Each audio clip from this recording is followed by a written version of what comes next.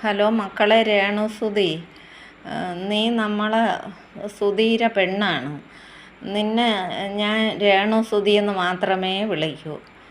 കാരണം നീ ഇന്നും സുധീരെ ഭാര്യയാണ്. നിന്നെ എടുത്തിട്ട് കിളയ്ക്കാൻ നടക്കുന്ന കുറേ അവളുമാരും അവന്മാരും ഉണ്ടല്ലേ. അവരെ ഭാര്യമാരും ഭർത്താക്കന്മാരും ഉറങ്ങുന്ന സമയം നോക്കി വേണ്ടാത്ത സകല പോക്കൃത്തരങ്ങളും കാണിക്കുന്നവരാണ്.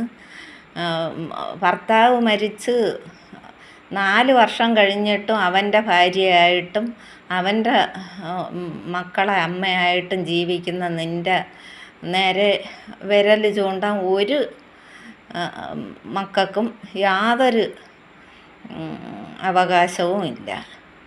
ഒരു മനുഷ്യർക്കും നിൻ്റെ മുമ്പ് വിരൽ ചൂണ്ടാൻ യാതൊരു യോഗ്യതയും ഇല്ല.